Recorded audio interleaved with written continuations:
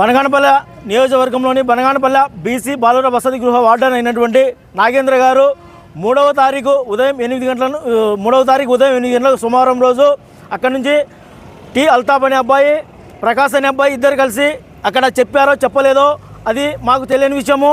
మాకు తెలిసిన విషయం ఏమిటంటే అక్కడి నుంచి వెళ్ళిపోయి ఎక్కడ వెల్దుర్తిలోని మరుసటి రోజు మంగళవారం రోజు వెల్దుర్తిలోని ఎర్రదొడ్డి దగ్గర రోడ్డు సమీపంలో యాక్సిడెంట్ అయ్యి కింద పడిన సమీపంలో యాక్సిడెంట్ అయింది. యాక్సిడెంట్ అయిన తర్వాత అక్కడ స్థానికులు ఉన్నటువంటి ప్రజలు అక్కడ తల్లిదండ్రులకు చేరవేయడం జరిగింది. అప్పుడు హుటాహుటిన మంగళవారం రోజు నైట్ 8 గంటలకి అక్కడికి వెళ్ళి ఆ పిల్లవాడిని తీసుకొని రావడం జరిగింది. అప్పటికి ఆ పిల్లవాడికి కాలు చేయి రెండు చోట్ల విరిగిపోవడం జరిగింది.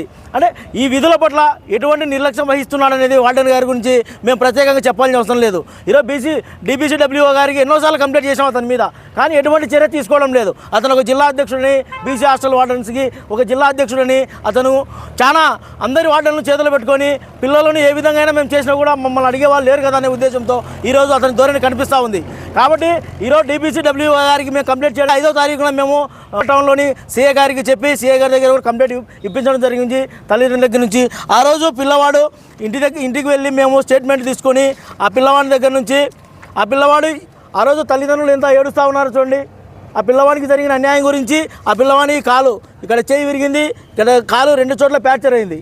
ఈ విషయమై మేము బనగానపల్లె టౌన్లో కేసు కట్టించి రావడం జరిగింది. కానీ ఈ కేసు ఇంతవరకు ఎందుకు FIR అతని మీద చేయలేదనేది మా యొక్క ఆలోచన.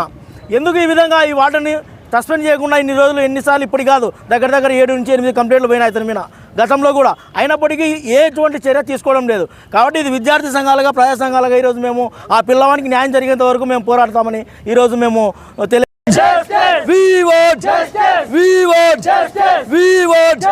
సస్పెండ్ చేయాలి వార్డెన్ నాగేంద్రను, సస్పెండ్ చేయాలి వార్డెన్ నాగేంద్రను, విద్యార్థుల పట్ల నిర్లక్ష్యం వహించిన వార్డెన్ నాగేంద్రను సస్పెండ్ చేయాలి, విద్యార్థుల పట్ల నిర్లక్ష్యం వహించిన వార్డెన్ నాగేంద్రను సస్పెండ్ చేయాలి.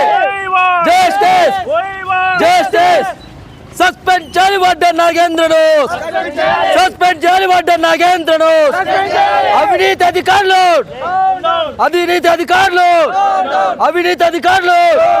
సస్పెండ్ చేయాలి వార్డెన్ నాగేంద్రను, సస్పెండ్ చేయాలి వార్డెన్ నాగేంద్రను. సస్పెండ్ చేయాలి వార్డెన్ నాగేంద్రను,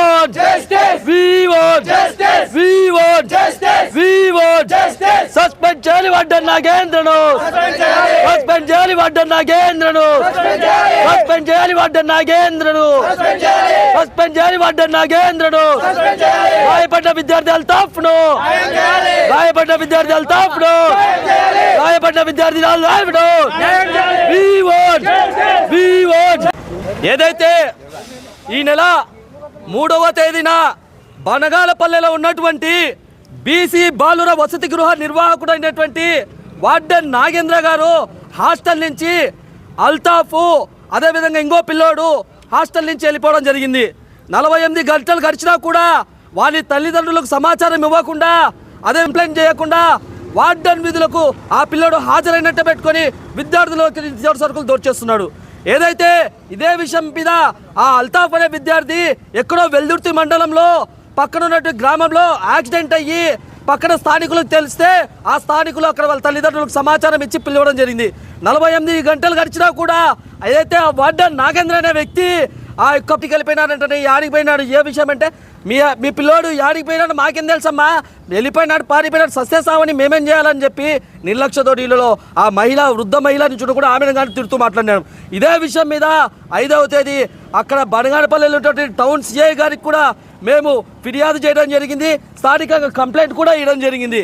ఏదైతే ఫిర్యాదుకు ఇంతవరకు అక్కడ ఉన్నటువంటి సిఐ గారు ఇంతవరకు కేసు కట్టారో కట్టలేదో తెలియని పరిస్థితులలో ఉన్నాము.